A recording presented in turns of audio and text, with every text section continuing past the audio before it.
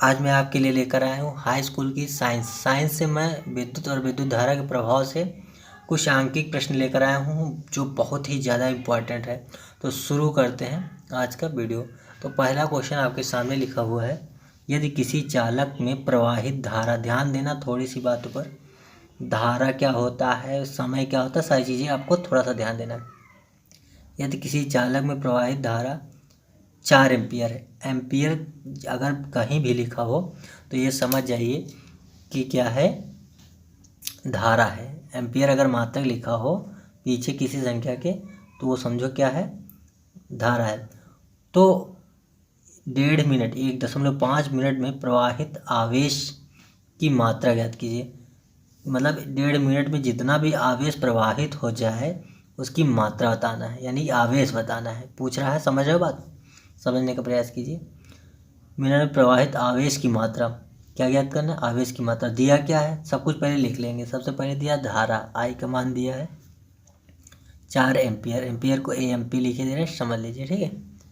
उसके बाद दूसरी चीज़ दिया क्या है, दूसरी चीज़ दिया है मिनट, टाइम, टी की वैल्यू दिया है कितना, 1.5 मिनट। अब मैं एक चीज़ बताना चाहूँगा, कभी भी सवाल लगाना तो मिनट नहीं चलता, क्या चलता है, सेकंड चलता है। तो 1.5 मिनट में कितने सेकंड होते हैं, 60, ये हो गए 30 या 90 मिनट। निकाला कैसे जाएगा, 1.5 मल्टीप्लाई मिनट को अगर 60 से गुणा कर दो तो बन जाएगा सेकंड। क्या बन जाएगा, सेकंड।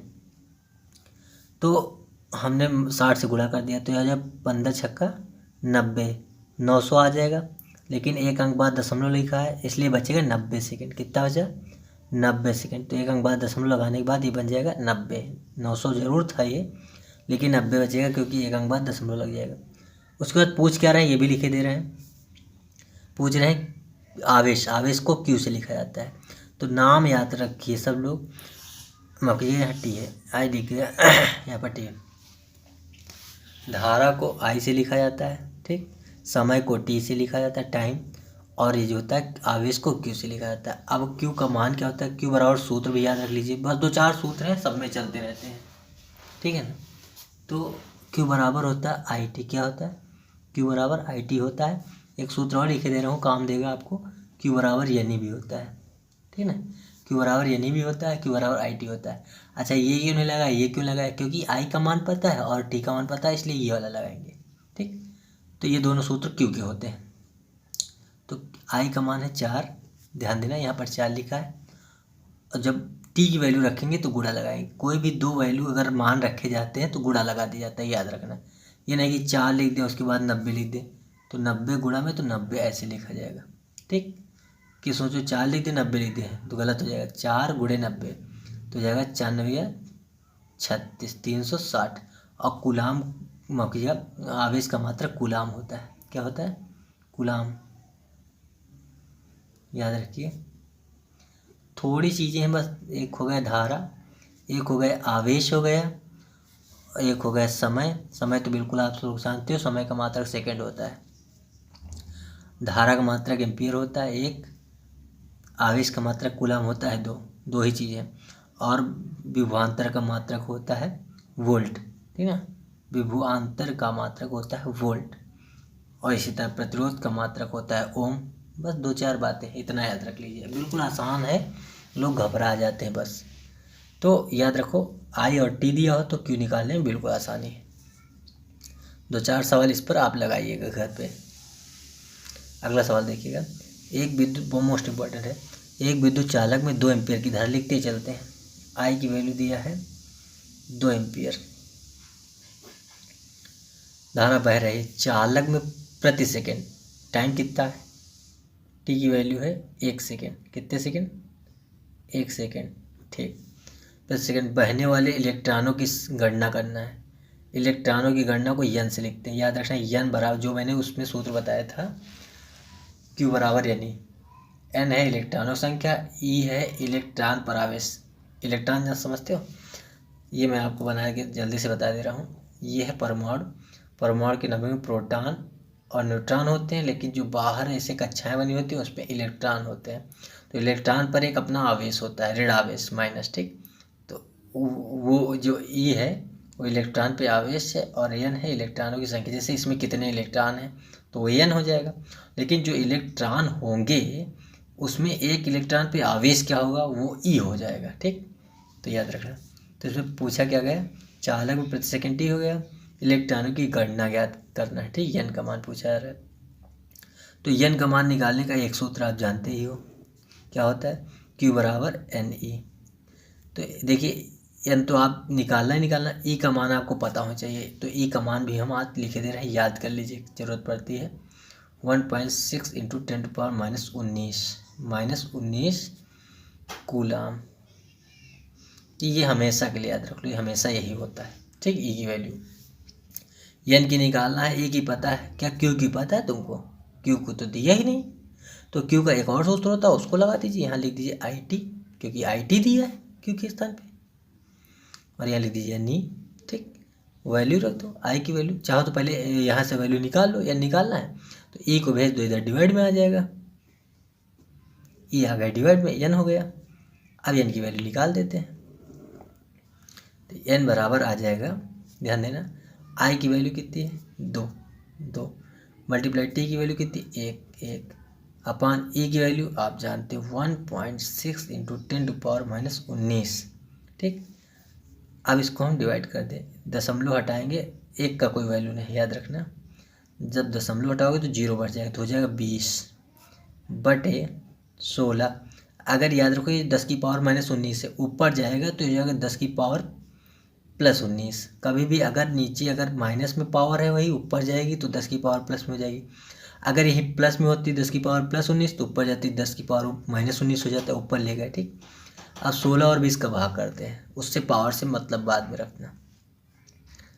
ये 4 से जाएगा, 4×5 = 20 और 4×4 = 16। ठीक, अभी हो गए n बराबर 5/4 गुणे 10⁻19। आंसर चाहो तो नहीं हो पा रहा आगे तो यहीं रोक दो, इतने इलेक्ट्रॉन, और नहीं तो जानते हो तो थोड़ा सा ध्यान दीजिएगा, थोड़ा सा 4 से इसको भाग कर दीजिए, 5 को, 4 × 9 4, बचा कितना, 1 बचा, तो एक दशमलव लगा दिए मैंने। देखिए यहाँ भाग करके आपको दिखा देने, समझ नहीं पाओगे।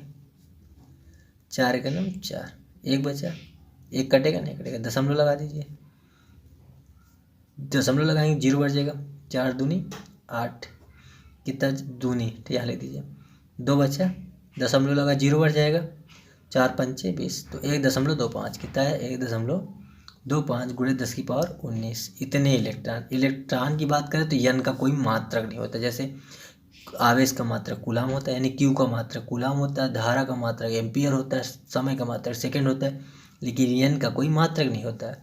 अगर संख्या पूछी जाए कभी भी तो उसका कोई मात्रक नहीं होता। तो इलेक्ट्रॉनिक संख्या पूछी जा रही तो उसमें मात्रक नहीं लिखते, उसमें इलेक्ट्रॉन कह सकते हो, इतने इलेक्ट्रॉन होंगे। ठीक, चलते हैं नेक्स्ट क्वेश्चन में। नेक्स्ट क्वेश्चन है, एक विद्युत चालक में 4 × 10⁻19 इलेक्ट्रॉन प्रति सेकंड बह रहे हैं। ठीक है, एक तो लिखते चलिए कितने इलेक्ट्रॉन हैं, 4 × 10⁻19 इलेक्ट्रॉन। यहाँ पर इलेक्ट्रॉन आप लिख सकते थे चाहते तो, इतने इलेक्ट्रॉन। ठीक,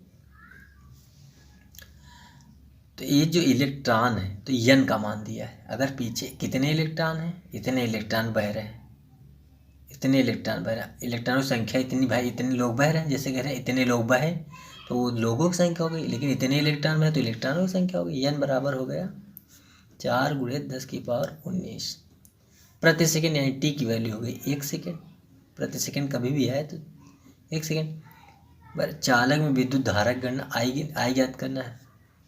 ठीक, और आई ज्ञात करने के लिए ऐसा मान निकाला जिसमें t भी हो।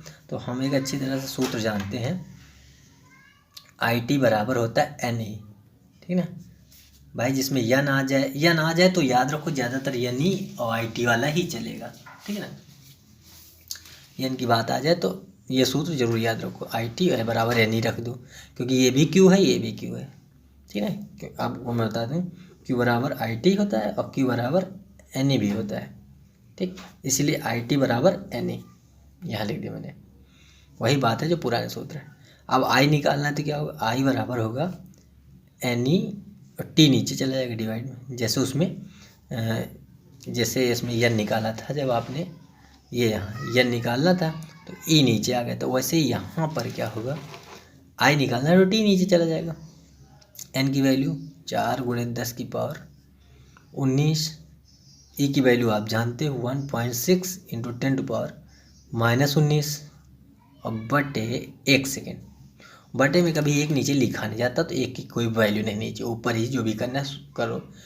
पावर का पावर से मल्टीप्लाई होता है, संख्या का संख्या से, एक मतलब पावर वाली संख्या का पावर वाली संख्या से, बिना पावर की संख्या का बिना पावर की संख्या से। 4 और 16 का गुणा होगा, 16 चौको 64, कितने अंक बाद दशमलव, 1 अंक बाद दशमलव, गुणे 10 की पावर -19, 10 की पावर +19, तो कुछ बचा ही नहीं, क्योंकि 10 की पावर -19 10 की पावर +19 होगा, शून्य हो जाएगा। लेकिन कैसे होगा दिखा देते हैं। 10 की पावर 19, ये दोनों पावर ऐड वो हो जाएंगे सब्ट्रैक्ट, क्योंकि एक माइनस एक प्लस, 1 10 लिख के दोनों की पावर लिखी जाती है। याद रखना, अगर ये दोनों एक है, यहाँ भी 10 यहाँ भी 10, तो पावर एक साथ लिख दी जाएंगी। अगर यहाँ प्लस होता तो जोड़ दी जाती है, अगर माइनस है तो घटा दो। कितना बचेगा, 6.4 into 10 to power 0।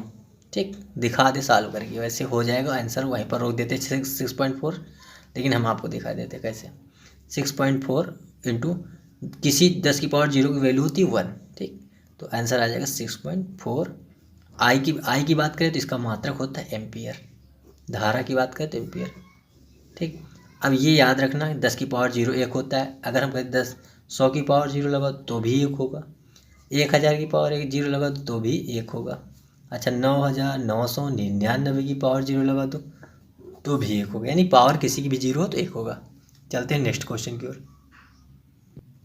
Next question आपके सामने ये रहा, एक चालक का प्रतिरोध 5 ओम है। लिखते चलिए आर बराबर, यही अब नई चीज़ आ गई आर। जब भी ओम आ जाए तो समझो प्रतिरोध है, और प्रतिरोध लिखा भी है, ठीक ना, 5 ओम। ओम को ऐसे भी लिखते हैं, ठीक, ये ओम है। ठीक, इसमें 0.5 एम्पियर धारा प्रवाहित हो रही है। धारा आई का मान कितना है, 0.5 एम्पियर। चलो ये भी हो गया। उत्पन्न करने के लिए विभवांतर वी का मान बताइए। ऐसा सूत्र आपको याद रखना है कि जिसमें वी और आई आर आता हो, एकदम सिंपल सा सूत्र होता ही है, वी बराबर आई आर होता ही है। ओम का नियम क्या है, वी बराबर आई आर। वी की वैल्यू निकालना ही है। आई की दिया है 0.5, आर की दिया है केवल 5। 5 और 5 का गुणा 25 होगा, लेकिन कितने अंक बाद दशमलव, 1 अंक बाद, क्योंकि 1 अंक बाद ही लगा है। अच्छा, वी का मात्रक क्या होता है, वोल्ट। मैंने बताया था वी का मात्रक वोल्ट होता है। जिन लोगों ने हमारे पिछले वीडियो नहीं देखे, वो जो है डिस्क्रिप्शन बॉक्स में जाके लिंक आप इसकी मिल जाएगी पिछली वीडियो की, उसको देख सकते हो। तो बिल्कुल एक सूत्र ये भी था, मतलब पिछले जो है ना एन क्यू बराबर यानी क्यू बराबर आई टी था वो सूत्र, एक ये वी बराबर आई आर। अगले चलते सवाल में लिखा है 2 ओम। मैंने कहा था ये ओम है। 2 ओम, 3 ओम व 4 ओम के प्रतिरोध श्रेणी क्रम में जुड़ेंगे। याद रखो, मैंने पिछले वीडियो में बता दिया श्रेणी क्रम संयोजन क्या होता है और समांतर क्रम संयोजन क्या होता है, ठीक है। तो श्रेणी क्रम के लिए होता है तुल्य प्रतिरोध आर। क्या होता है, तुल्य प्रतिरोध आर बराबर होता है R1 plus R2 plus R3, जितने भी होंगे उतने जोड़ते चले जाओ, ठीक। और श्रेणी समांतर क्रम में क्या होता है, 1/R बराबर 1/R1 plus 1/R2 plus 1/R3, जितने भी हो इसमें भी जोड़ते चले जाओ। तो इसमें R1 की वैल्यू है, देखिए तुल्य प्रतिरोध पूछा गया होगा जरूर, हाँ क्या पूछा गया, तुल्य प्रतिरोध, ठीक। तो R1 बराबर होगा 2 ओम, R2 बराबर दिया है 3 ओम, R3 बराबर दिया 4 ओम, ठीक। तो ये दिया है, पूछा जा रहा है तुल्य प्रतिरोध, तो सिंपल सा सूत्र आप जानते ही हो, R बराबर होता है R1 plus R2 plus R3, किसके लिए, श्रेणी क्रम के लिए। ये ऊपर लिखना था, जगह नहीं थी इसलिए यहाँ लिख दिया, लिखना था श्रेणी क्रम के लिए R बराबर होता है R1 plus R2 plus R3। तो R निकालना है तुल्य प्रतिरोध को R से लिखा जाता है। R1 की वैल्यू है 2 ओम, बाद में लिखना, मात्रक जब सवाल सॉल्व करते हैं तो मात्रक नहीं लिखा जाता। R2 3, R3 4, 4 3 7 और 7 2 9 ओम आ जाएगा। कितने ओम, 9 ओम। लास्ट में जब मात्रक लिखते हैं, क्योंकि प्रतिरोध का मात्रक ओम होता है। अगर प्रतिरोध लिखोगे तो उसका मात्रक लिखना पड़ेगा, तभी सवाल सही होगा, नहीं गलत मान लिया जाएगा। चलते हैं नेक्स्ट क्वेश्चन। एक चीज़ याद रखो, जिसके भी मान लिखना उसका मात्रक जरूर पीछे लिख देना। नेक्स्ट सवाल है 4 ओम 8 ओम व 4 ओम के 3 प्रतिरोध समांतर क्रम में जोड़े गए हैं। इस बार समांतर क्रम में है, ठीक है ना, उस बार श्रेणी क्रम में था, इस बार समांतर क्रम में। तो R1 की वैल्यू है 4 ओम, R2 की वैल्यू है 8 ओम और R3 की वैल्यू है फिर 4 ओम। ठीक, तुल्य प्रतिरोध निकालना है। समांतर क्रम के लिए क्या होता है, समांतर क्रम के लिए तुल्य प्रतिरोध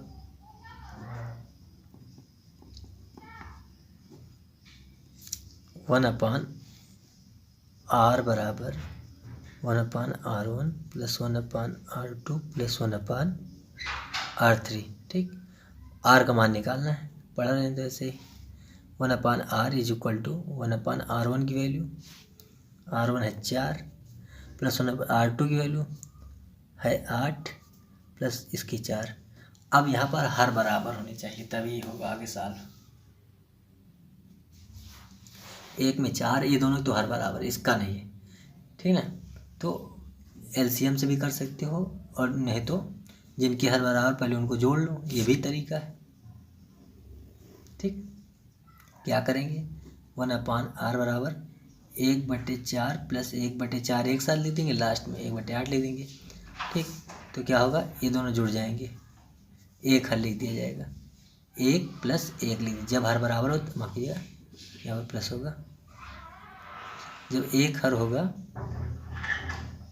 तो एक मतलब दोनों हर समान हो तो एक हर लिख देंगे, और उसके बाद इसको लिख देंगे, ये जुड़ जाएगा, 2/4 आ जाएगा प्लस 1/8 आ जाएगा। ये हो जाएगा क्या, 1/2, 2 1 2, 2 दूनी 4, 1/2 आ जाएगा प्लस 1/8। अब हर बराबर नहीं है इसमें भी, तो हम क्या करेंगे, 8 से इधर गुणा कर दो, 2 से इधर, सिस्टम एकदम आराम से। 8 1 8 प्लस 2 1 2 और नीचे 8 दूनी 16। इस तरह से हर बराबर कर लिया जाता है। आगे सॉल्व कर दे रहे हैं थोड़ा सा। ये बचा 8 2 10/16, 1/R बराबर 10/16। किससे कटेगा, 2 से, 2 5 10, 2 8 16। ठीक, तो 1/R बराबर 5/8। देखिए R की वैल्यू निकालना है, वो नीचे है, हमेशा याद रखो। अगर डिवाइड, जिसकी वैल्यू निकालना वो डिवाइड में हो तो तिर्यक गुणा कर लीजिए। 5 और R का गुणा करोगे तो 5R बराबर 8। ठीक, R निकालना है तो 5 को हटा दो, 5 कहाँ चलेगा, डिवाइड में, 8/5।